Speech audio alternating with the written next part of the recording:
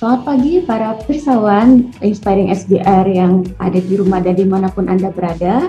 Apa kabar? Semoga selalu dalam keadaan sehat dan dalam lindungan Tuhan Yang Maha Esa. Pada minggu ini, untuk Inspiring SBR episode ini ditemani oleh saya, Susan, kami akan mengangkat topik tentang alergi pada anak. Nah, seperti apa sih gejala-gejala alergi pada anak dan cara untuk menolong anak-anak pada saat mereka terserang alergi tersebut? Saat ini kita telah bersama Dr. Agus Derajat dari Rumah Sakit Azra. Selamat pagi, Dok. Selamat pagi, Bu Susan. Selamat pagi, Inspiring SBR. Apa kabar, Dok? Alhamdulillah baik. Semoga semua sehat ya. Lagi pandemi begini, semuanya dalam kondisi sehat ya. Amin, insya Allah. Nah, Dokter Agus ini dari Rumah Sakit Azra ya, Dok ya? Ya, betul. Baik, nah Dok, saat ini kami ingin sekali mendengar penjelasan mengenai alergi pada anak khususnya, itu karena untuk menambah pengetahuan kami sendiri dan juga pastinya di rumah Bapak dan Ibu dan teman-teman juga ingin sekali mendengar penjelasan dari dokter mengenai alergi pada anak tersebut. Mungkin kita langsung saja, boleh Dok? Boleh, silakan. Kita mulai ya. Ya, Bapak Ibu, kita langsung saja ya mendengar penjelasan dari Dr. Agus tentang alergi pada anak. Terima kasih Bu Susan. Selamat pagi Inspiring SBR. Pada kesempatan kali ini saya Dr. Agus Derajat dari Rumah Sakit Azra. Kita akan sharing berbagi sedikit pengetahuan mungkin ya tentang alergi pada anak. Di mana alergi pada anak ini dari tahun ke tahun kasusnya semakin meningkat. Dan jangan lupa apabila kita tata laksana terhadap alergi ini tidak optimal, maka pasti ada gangguan kualitas hidup pada seorang anak. Baiklah, kita mulai slide yang pertama. Jadi apa sih sebenarnya alergi itu? Alergi adalah suatu keadaan di mana terjadi reaksi yang sangat berlebihan pada seorang anak.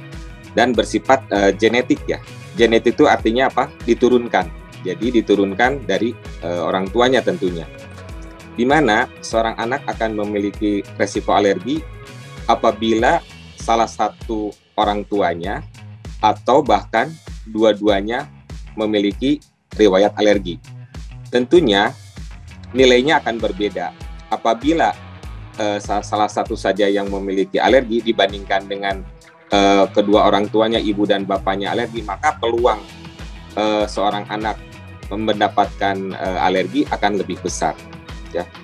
Dimana pada tata laksana untuk alergi ini tentunya bukan pengobatan ya atau terapi yang utama, tetapi yang dapat dilakukan adalah dengan pencegahan.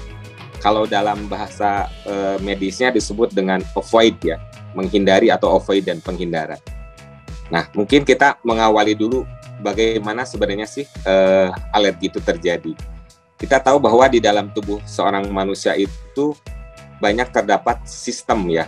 Apa itu sistem pernapasan, ada sistem saraf pusat, ada sistem pencernaan, ada juga sistem imun. Nah, kalau kita bicara tentang alergi, tentu yang akan kita bahas adalah tentang sistem imun sendiri atau sistem kekebalan tubuh. Di mana secara normal seorang manusia dewasa, anak-anak, bayi itu memiliki sistem kekebalan tubuh. Tentunya pada seorang bayi dan anak akan berbeda kekuatannya. Karena pada saat dia dilahirkan, daya tahan tubuhnya pasti akan lebih kecil ya, atau dia belum berkembang dibandingkan dia sudah menjadi seorang manusia yang dewasa. Apa sih sebenarnya fungsi daripada sistem imun? Jadi sistem imun atau kekebalan tubuh itu berguna tentunya untuk menghancurkan benda-benda asing yang masuk melalui tubuh kita.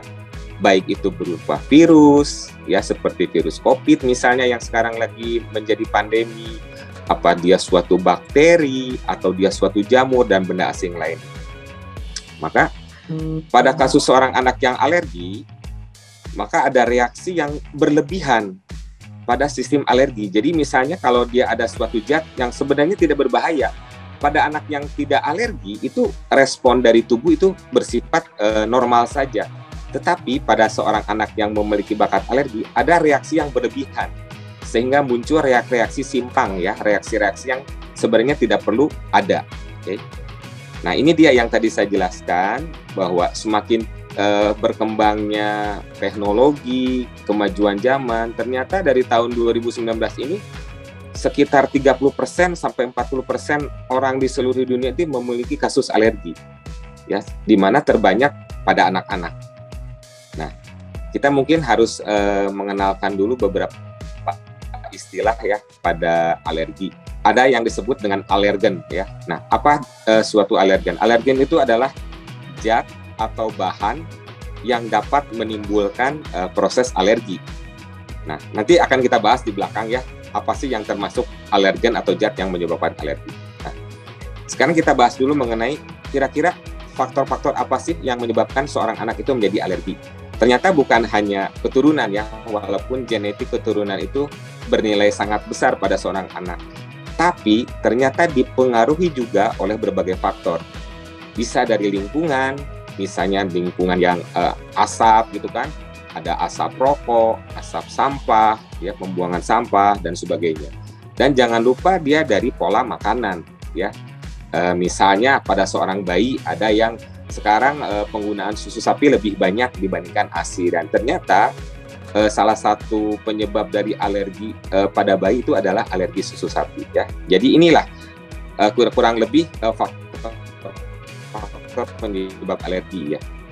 Kita bahas sekarang kira-kira apa aja sih jenis alergen.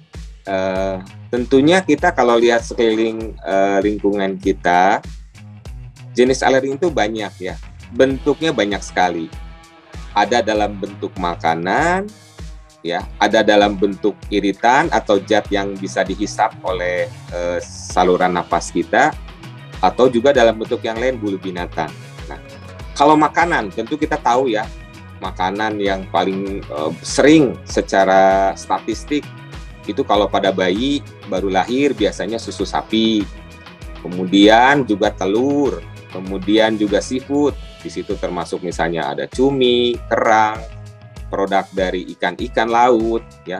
Kemudian yang lainnya makanan apa? Coklat. Nah, di Indonesia khususnya di Jawa Barat itu ternyata alergi coklat lumayan menduduki porsi yang cukup besar ya pada anak-anak sekolah. Kemudian juga golongan kacang-kacangan, misalnya kacang tanah ya. Kalau di luar negeri biasanya kalau diurut itu kalau alergi makanan pada anak itu terbesar pada peanut ya atau kacang tanah. Kemudian jenis alergen yang lain adalah dalam bentuk iritan, asap rokok. Misalnya polusi udara yang tadi disebutkan dari asap rokok, dari pembuangan sampah. Kemudian juga dari parfum bisa ya, dari isi parfum yang wangi, yang isinya mungkin ada alkoholnya dan sebagainya, itu bisa menjadi alergen. Kemudian jenis alergen yang lain juga bisa dari putik bunga, kemudian dari debu dan juga bulu binatang. Nah, ini dia mungkin ya, kalau kita lihat gambar ini menunjukkan bagaimana suatu alergen atau zat itu masuk menjadi suatu alergen atau zat yang menyebabkan alergi ya. Bisa melalui skin kontak yang tadi kan, ada misalnya dengan bulu-bulu daripada binatang, misalnya bulu kucing, bulu anjing, dengan serbu, atau misalnya dengan suntikan injeksi, misalnya dari gigitan lebah, kalau misalnya di hutan atau di perkebunan gitu kan. Kemudian bisa juga dari obat-obatan antibiotik, misalnya kan kalau di rumah sakit, makanya kita sebelum pada orang dewasa terutama kita melakukan tes alergi dulu sebelum memasukkan antibiotik ya. Kemudian juga ada yang dengan cara dimakan alergennya ya, seperti tadi kan makanan, ada seafood, coklat dan sebagainya. Atau juga bisa dengan cara inhalasi atau dihisap ya, misalnya debu atau juga kadang asap-asap rokok dan sebagainya. Tadi kita sudah bicara mengenai jenis-jenis penyebab alergi, tentunya kita juga harus bahas mengenai gejala alergi ya. Pada seorang anak, setiap gejalanya tentu berbeda, ada yang dia ringan, ada yang berat, dan pencetusnya juga pasti berbeda. Bagaimana keluhan yang ringan bentuk dari alergi? Misalnya ada bengkak ya pada wajah, mata, bibir. Misalnya seorang anak baru saja selesai makan kepiting misalnya kan, tiba-tiba dalam 30 menit kemudian matanya bengkak, ya, kemudian muncul merah-merah di badannya. Itu adalah gejala yang ringan tentunya ya. Kemudian gejala apa lagi selain dia bengkak? Ada bersin, batuk, pilek. Nah, ini sering pada bayi tuh. Pada bayi yang baru lahir itu ada setelah dia diberikan misalnya susu sapi, dia biasanya ASI karena ASInya misalnya sudah mau habis gitu, diganti dengan susu formula. Kok bayinya setiap hari selama 2 minggu berturut-turut kok ada batuk, ada bersin, ada pilek. Ternyata dia mengalami gejala alergi ya, yaitu jadi dari susu sapi. Kemudian apalagi? Keluhan yang lain adalah gatal pada kulit. Tentunya biasanya disertai dengan ruam ya. Ada bentol-bentol, kalau kita biasanya di Indonesia disebutnya biduran ya. Nah, keluhan yang lain apa? Muntah juga bisa. Jadi bukan hanya di kulit ya, bukan hanya di mata. Jadi hampir semua organ ya. Kalau muntah, diare itu berarti saluran cerna itu bisa kena juga. Jadi kalau secara anatomis itu keluhan alergi itu bisa dikatakan dari ujung kepala sampai ujung kaki.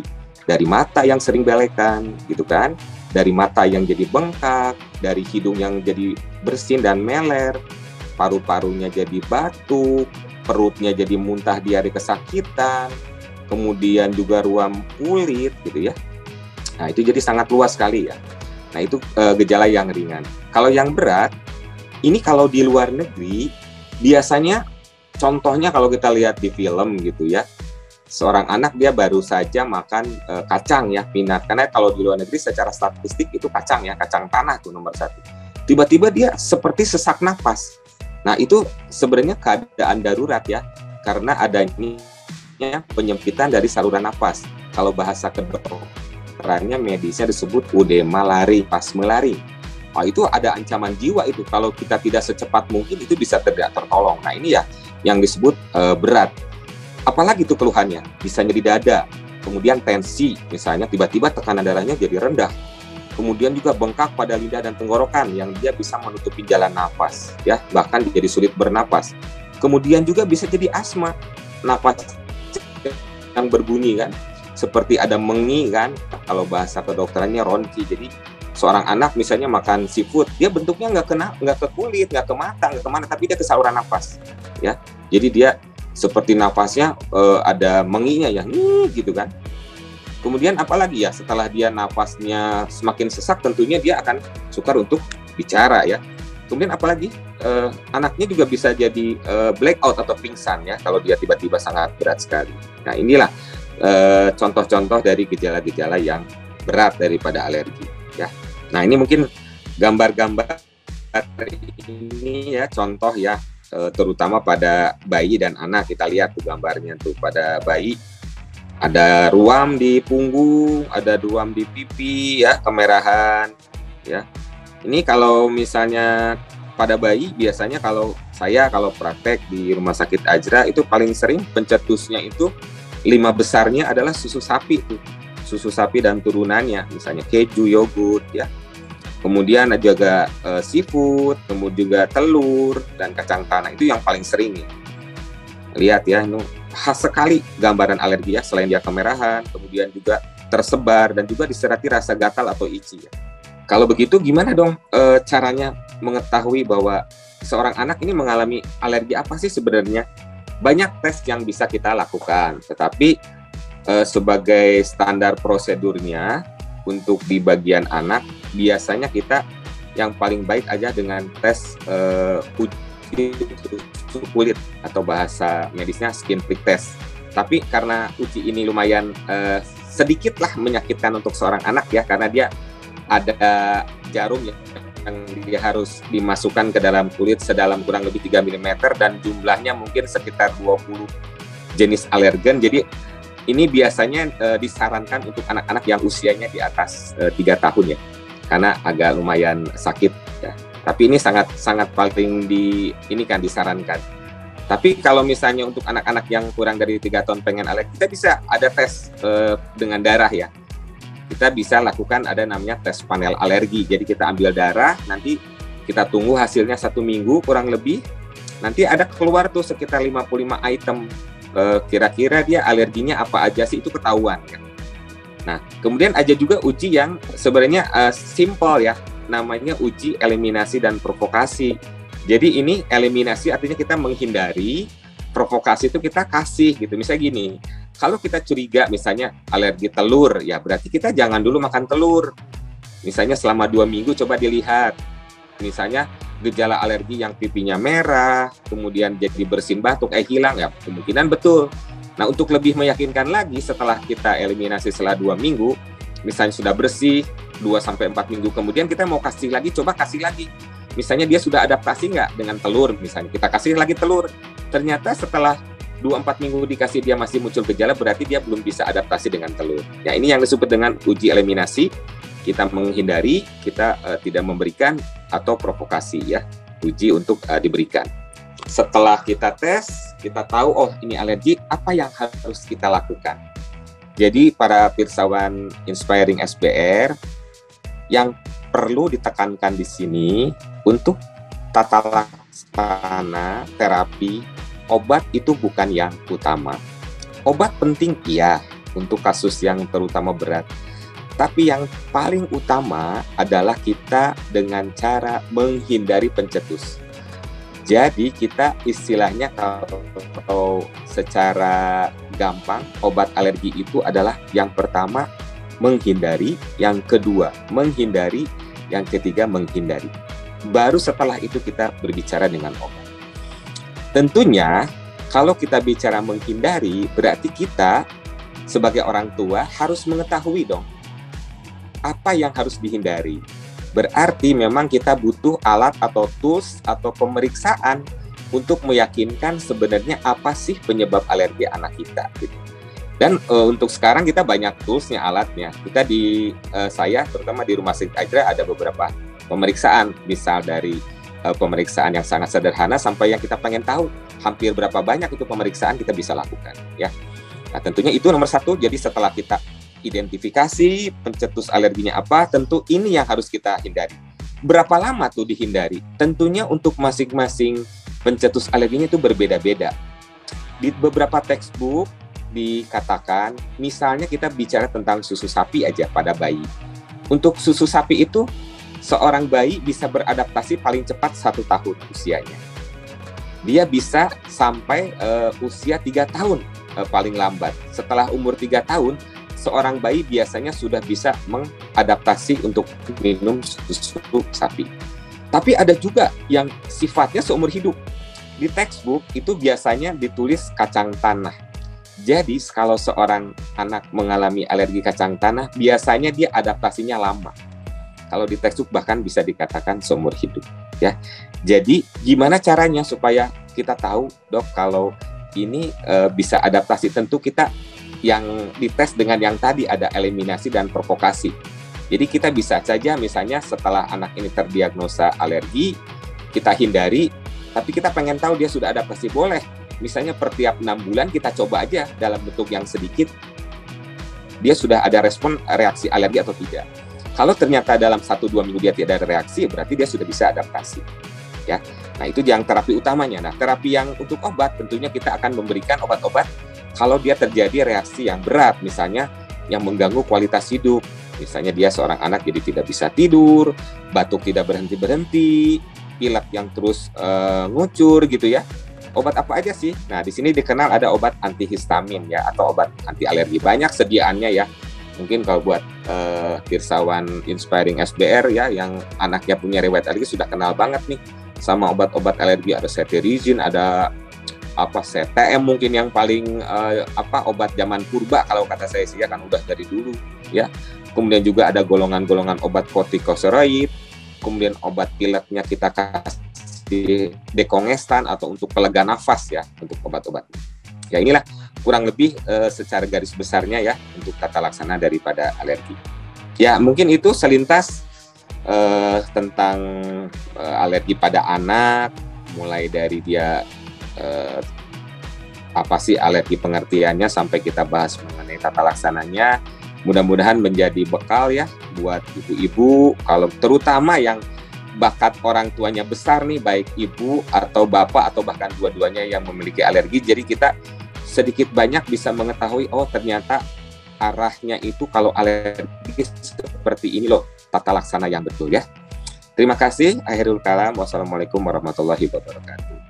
Waalaikumsalam warahmatullahi wabarakatuh. Terima kasih banyak Dr. Agus atas pemaparannya dan pembagian materi mengenai khususnya alergi pada anak.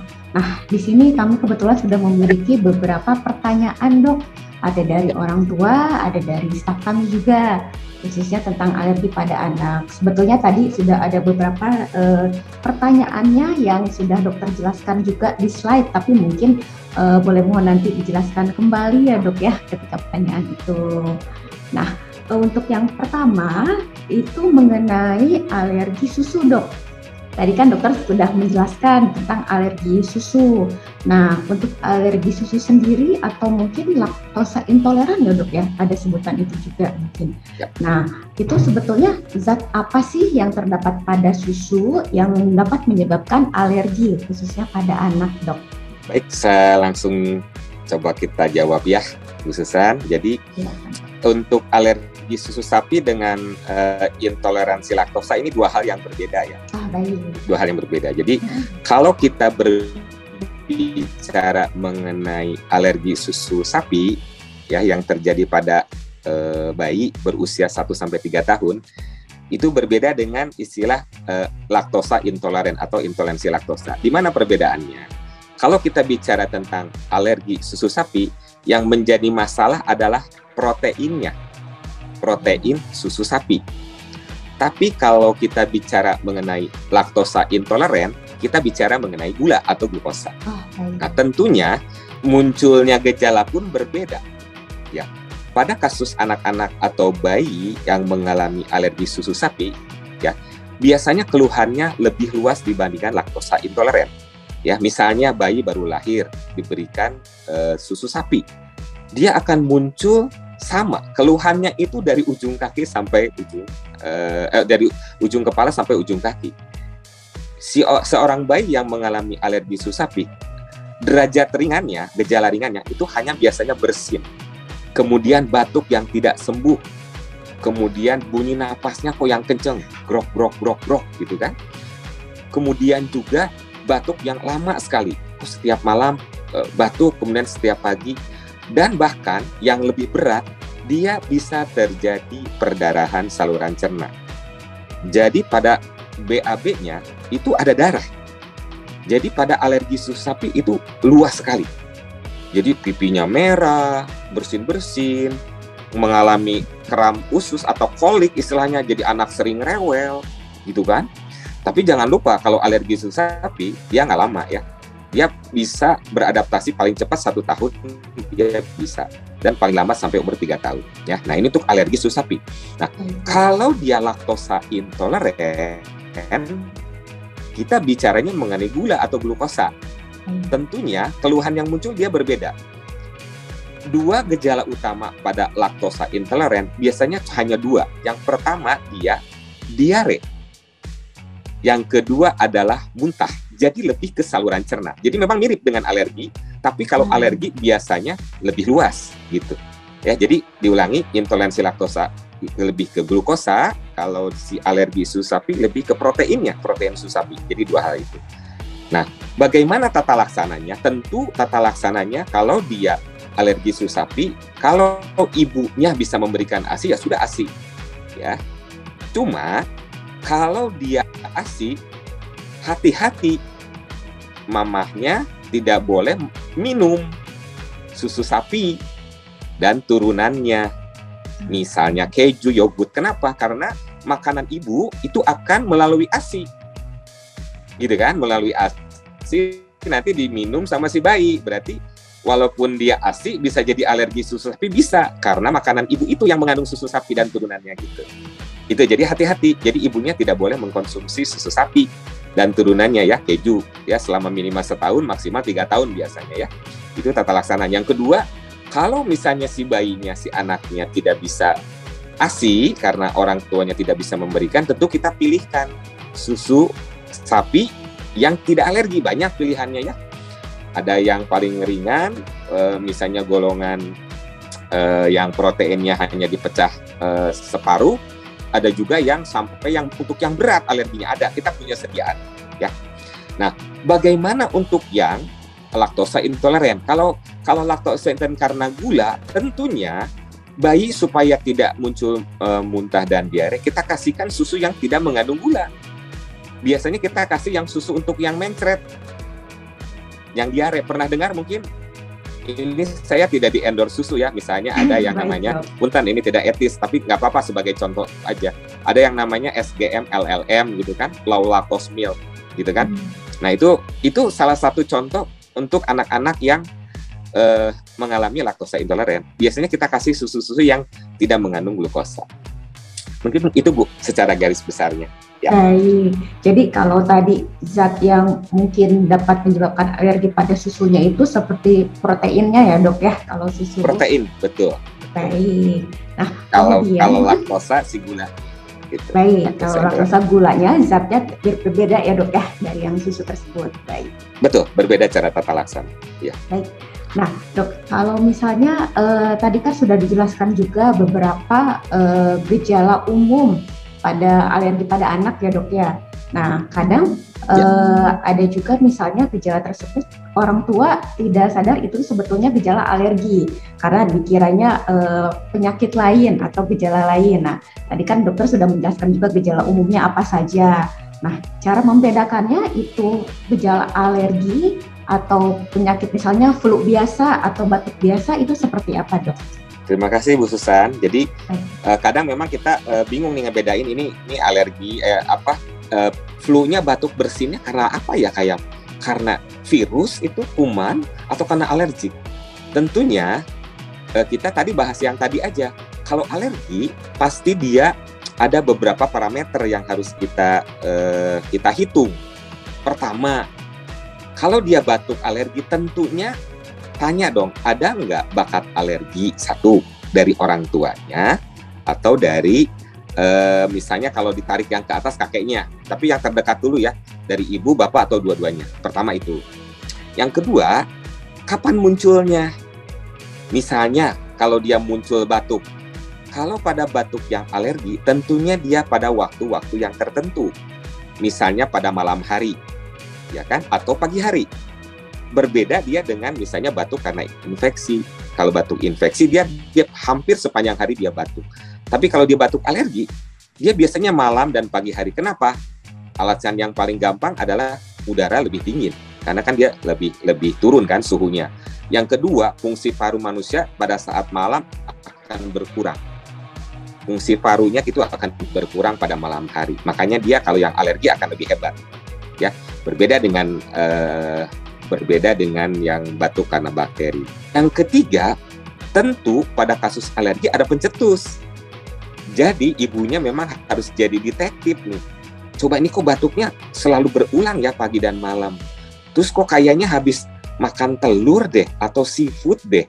Jadi kalau memenuhi kaidah-kaidah ini tentunya kita nggak akan menghilangkan penyebab alergi karena alergi gitu loh. Ya, jadi kalau kita ulang, kalau kita curiga alergi, bahwa dia bersin, batuk, nyeri perut, bentuknya, tentu kita balik lagi. Ada bakat nggak di keluarganya alergi? Yang kedua, ada pencetusnya nggak? Misalnya karena dia kecapean, makan seafood, makanan, atau ada asap rokok, ya kan? Terus dia selalu berulang nggak? Di hari-hari, di malam-malam, atau di pagi hari? Kalau ada kaidah-kaidah 3 ini memenuhi, tentunya kita bisa katakan bahwa iya kemungkinan dia alergi. Artinya tata laksananya beda nanti. Pada saat seorang anak terdiagnosa sakit batuk pilek karena alergi, tentu obatnya berbeda. Kalau dia diobatin dengan batuk karena infeksi, pasti berbeda. Dia tidak akan sembuh kalau misalnya dia diobati seperti biasa bakteri, virus. Kalau dia tidak diberikan anti alergi gitu. Jadi ini sangat bernilai. Makanya kalau misalnya, ini kenapa ya batuknya nggak sembuh? Evaluasi dulu. Apa dia punya bakat alergi? Terus kita lihat apa obat-obatnya sudah sesuai atau tidak. Itu mungkin Bu Sisan. Baik dok, jadi tadi kan selain beberapa gejala alergi umum yang sudah dokter jelaskan, jadi orang tua pun harus misalnya jika ada gejala yang tadi disebutkan berunut juga ya dok ya, kira-kira misalnya sudah makan apa atau bisa terpapar apa ya dok ya, supaya dapat membedakan ini gejala alergi atau penyakit umum ya dok ya. gitu. Betul, Nah, betul. untuk pertanyaan selanjutnya dok, sebetulnya tadi sudah sempat dokter jelaskan juga tentang alergi yang bersifat genetik ya dok ya, atau turunan. Nah, Ya, misalnya ya, orang tua sendiri kan ayah atau ibunya atau bahkan keduanya ada alergi, itu dapat memberikan berarti anaknya pun cenderung akan mengalami alergi yang sama dok. Nah, jika seperti ya, itu sebaiknya sebelum nih anaknya terserang alergi, itu bagaimana dok untuk pencegahannya mungkin dok? ya. Terima kasih. Jadi memang pengaruh genetik sangat besar. Dari penelitian ternyata kalau misalnya salah satu orang tua, misalnya ibu atau bapak alergi, itu untuk ke anak diturunkan kurang lebih 30-45%. Kalau dua-duanya alergi, bapak dan ibunya alergi, itu kurang lebih menjadi 65% tuh dia menjadi alergi. Misalnya eksim atau dermatitis atopi atau dalam bentuk asma alergi, ya. Tapi bisa nggak dok kalau dia orang tuanya nggak alergi tapi anaknya alergi? Bisa, ya. Saya katakan bisa.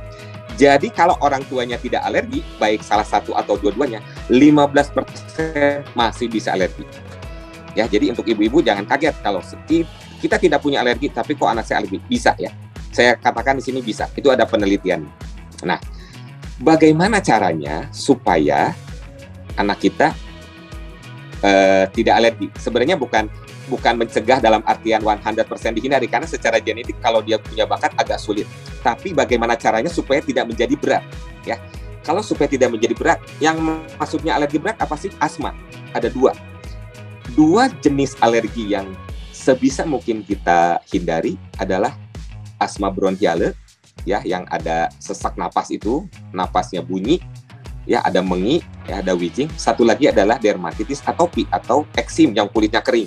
Nah, itu dua jenis alergi yang sebisa mungkin dihindari. Kalau hanya merah-merah di pipi hilang, kemudian bersin ringan, itu ringan, is oke. Nah, ada beberapa penelitian, misalnya kita bisa cegah dari bayi ternyata, atau bahkan dari sebelum lahiran. Jadi, ada penelitian supaya seorang bayi tidak mengalami alergi, itu ibunya yang pertama diusahakan lahirnya normal.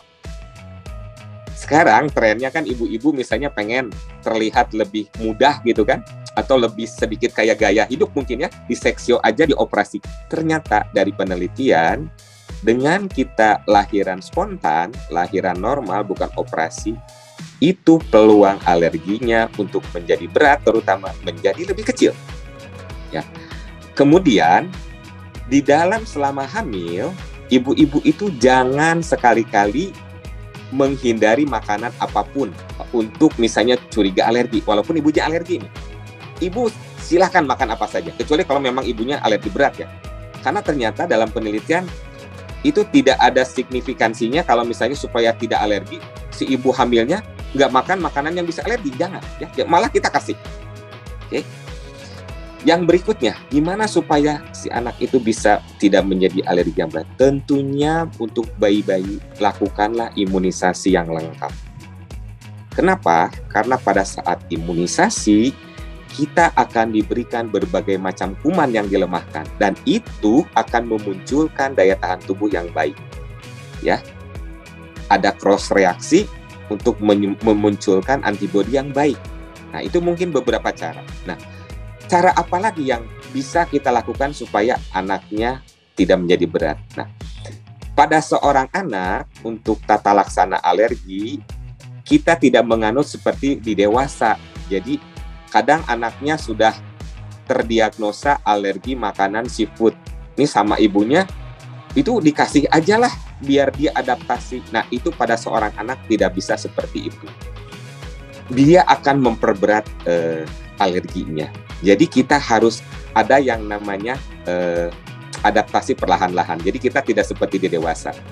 Mengapa? Karena sistem imun, sistem kekebalan pada seorang bayi dan anak itu belum sempurna seperti dewasa. Kalau di dewasa sudah sempurna, dia sudah siap. Mungkin itu beberapa triknya mungkin, Bu Susan. Baik, terima kasih dok penjelasannya tentang tadi alergi yang terutama genetik ya dok ya. Ya. Dan tadi mungkin untuk menghindari supaya tidak alergi berat dengan tadi kan tips dari dokter. Betul. Kemudian ada satu pertanyaan dari staf kami dok mengenai alergi anak. Nah untuk alergi anak sendiri dengan alergi pada orang dewasa itu sebetulnya lebih berbahaya yang mana nih dok? Atau sebetulnya kalau untuk alergi pada anak dan dewasa itu sama-sama berbahayanya atau seperti apa dok? Ya, terima kasih Bu Susan. Jadi para pirsawan Inspiring SBR, pada prinsipnya yang penting yang muncul itu ringan, gejala alerginya ringan atau sedang atau berat. Dan ketiga jenis keluhan alergi ini bisa terjadi pada anak maupun dewasa. Jadi artinya dua-duanya bisa sama saja gitu. Bisa ringan, bisa sedang, bisa berat. Nah, yang paling penting mungkin karena saya dokter anak, saya ngomong di bagian anak, yang penting sebisa mungkin kita bisa menghindari alerginya itu jangan sampai berat. Jadi kalau misalnya seorang anak dilahirkan dari ibu yang punya bakat alergi, sebisa mungkin jangan sampai anak itu jadi mengalami eksim atau asma bronkialis. Karena dua penyakit ini yang menjadi istilahnya menjadi yang ditakutkan karena tata laksana sulit dan jangka panjang gitu untuk dermatitis atopi dan asma bronkialis. Pada seorang dewasa juga sama, dia bisa juga mengalami hal yang berat gitu kan, tergantung dia jenis alerginya apa. Kan asma pada dewasa juga sama kan, tata laksananya juga hampir mirip. Jadi kalau disebut lebih berat yang mana, dua-duanya sama. Dia tergantung di fase yang mana seorang anak atau dewasa itu mengalami alerginya. Stage yang paling ringan atau yang paling berat. Ya, yang penting sebisa mungkin kita jangan sampai mengalami dua penyakit yang tadi yang berat. Ya, asma bronkialis dan dermatitis atopi itu mungkin. Baik, jadi sebetulnya dua-duanya, ya, jadi sebetulnya dua-duanya hampir sama berbahaya, tergantung dari tingkatan alerginya ya dok ya, begitu. Betul. Nah tadi kan dokter juga sempat berbagi tentang tes alergi ya dok ya kepada anak. Nah untuk alergi sendiri sebetulnya pertama bisa sembuh atau tidak dok? Kedua, jika misalnya ibu mau melakukan tes alergi nih pada anaknya, tadi kan dokter sempat menyebutkan usia-usia tertentu nih baiknya yang menggunakan tes darah atau tadi uji tusuk kulit ya dok ya? Ya, observasi itu mohon dijelaskan kembali dok, terutama tadi apakah bisa sembuh untuk alergi khususnya pada anak dok? Ya, terima kasih Bu Susan. Para pirsawan Inspiring SBR, jadi kalau ditanya ini pertanyaan yang paling sering kalau saya lagi praktek juga, dok anak saya bisa sembuh dari alergi. Alergi itu sifatnya kan genetik ya, turunan. Jadi artinya dia akan menempel seumur hidup pada seorang anak atau bayi. Artinya kalau pada seorang anak yang mengalami alergi, istilahnya itu bukan sembuh atau tidak sembuh. Istilah yang tepat adalah terkontrol atau tidak. Ya, jadi bukan sembuh atau tidak sembuh, tapi istilahnya terkontrol atau tidak. Kenapa? Karena secara genetiknya sudah ada seumur hidup. Tapi apakah seorang anak itu bisa mengontrol alergennya? Maksudnya begini, kalau dia sudah terbukti alergi misalnya seafood, selama dia tidak makan konsumsi seafood selesai, artinya dia tidak akan muncul keluhan. Ini yang disebut terkontrol. Ya, jadi bukan istilah sembuh, karena kalau alergi kita redakan bisa setelah dihindari, misalnya kita nggak makan seafood selesai, tapi di suatu saat dia makan seafood kan jadi lagi. Ya, artinya dia akan dibawa sifat genetik itu seumur hidup. Tapi seorang anak itu akan pasti mengalami yang namanya adaptasi. Jadi pada saat lebih besar usianya, bertambah usia, tentunya kalau dia makan seafoodnya 5 kilo baru mungkin dia muncul gejala. Awal-awal mungkin baru 1 potong aja 2 alergi. Nah, itu yang disebut adaptasi. Tapi sifat alerginya sendiri tidak hilang. Gitu. Ya, jadi bukan istilah sembuh tapi terkontrol atau tidak. Gitu ya. Oke. Nah, untuk tes pemeriksaan saya di Rumah Sakit Ajra yang paling sering kita lakukan adalah tes darah. Kenapa? Biasanya memang kalau untuk tes uji tusuk kulit atau skin prick test dikerjakan sama dokter yang memang sudah ahli ya, itu dokter alergi. Jadi saya spesialis anak, tapi ada dokter subspesialis. Jadi mereka biasanya sekolah lagi, jadi di atas spesialis ada subspesialis untuk alergi. Biasanya dokter-dokter itu yang mengerjakan. Itu caranya memang agak menyakitkan ya, jadi kita untuk seorang anak tuh ada hampir 20-30 item. Itu si alergennya tuh kita tusukkan dengan kedalaman 3 mili ya, ke dalam kulit seorang anak. Nanti kita baca 30 menit kemudian, nanti ada cara bacanya tuh. Kalau misalnya dia muncul indurasi kemerahan, diameternya lebih dari 3 mili, nah itu positif, berarti dia alergi. Jadi kebayang kan, 20-30 tusukan, ditunggu 30 menit, kalau anaknya di bawah 3 tahun udah pasti kebayang, ngejerit-jerit tuh sulit. Makanya disarankan kalau anak-anaknya itu sudah cukup besar dan sudah kooperatif, sudah bisa diajak ngobrol gitu. Nah, yang paling mudah yang saya lakukan itu kalau di Azra itu dari usia 4 bulan pun kita udah lakukan tuh dari darah. Dan hasil sensitivitasnya pun hampir mirip dengan uji tusuk kulit. Jadi seorang bayi atau anak itu diambil darahnya, kemudian diperiksa pada suatu alat regen selama 5-7 hari, nanti muncul tuh sampai 55 item. Besaran nilainya pun ada dia. Kalau misalnya debu nilainya 2, berarti nggak terlalu berat. Kalau misalnya seafood nilainya ada 6, berarti sangat berat. Nah itu nanti keluar tuh hasil-hasil pemeriksaan untuk yang mana saja yang alergi. Nah kalau sudah keluaran hasil skin prick test dan uji darah, berarti kita akan tahu, oh ternyata ini dia daftar makanan atau bukan makanan, debu dan sebagainya yang jadi penyebab alergi. Berarti itu yang harus sementara dihindari oleh seorang bayi. Nah, dari titik itulah kita sebagai dokter anak bisa bekerja. Oh, ternyata anak ini mengalami alergi ini. Berarti kita sarankan orang tuanya untuk tidak mengkonsumsi ini selama berapa lama. Ibu boleh coba lagi seberapa. Kita kasih tahu. Ya. Biasanya hasilnya sangat mendekati 100% ya ketepatannya kalau saya lakukan ya, terutama tes darah. Itu mungkin Bu Susan. Baik dok, wah sangat informatif sekali dok. Terima kasih atas sharingnya. Sebetulnya sangat menarik sekali pastinya karena kan dari alergi sendiri kebanyakan apalagi pada anak sangat sensitif ya dok ya, bisa dari tadi pemaparan dokter tersebut. Begitu. Nah mungkin Bapak Ibu tulisawan Inspiring SBR, jika nanti ingin mendengarkan penjelasan lebih jauh atau mau konsultasi ke Dokter Agus, boleh dok? Nanti kalau bisa aja untuk konsultasi. Mangga. Baik. Nah kalau untuk jadwal konsultasi sendiri atau nanti untuk yang lainnya, boleh nanti dicek untuk jadwal di Rumah Sakit Azra untuk Dokter Agus Derajat ya dok ya? Ya, mangga. Baik. Terima kasih dokter. Sama-sama. Baik. Nah, bagaimana Bapak Ibu dan teman-teman sekalian? Pastinya informasi yang telah diberikan semoga bermanfaat dan juga menambah pengetahuan kita mengenai alergi, khususnya pada anak, usia anak-anak kita semua. Kemudian, jika nanti Bapak dan Ibu ingin mengetahui lebih lanjut, tadi dapat menghubungi Dr. Agus atau berkonsultasi dengan beliau di Rumah Sakit Azra Bogor. Nah, Dr. Agus, terima kasih banyak ya dok atas waktunya sudah mau berbagi dengan kami dok. Ya, sama-sama Bu. Semoga kita tetap sehat ya melewati pandemi ini ya dengan sehat semua. Ya. Baik, semoga dokter dan rekan-rekan di Rumah Sakit Azra juga sehat selalu dan sukses selalu ya dok ya. Ya, terima kasih. Amin. Terima kasih. Terima kasih banyak dokter. Ya.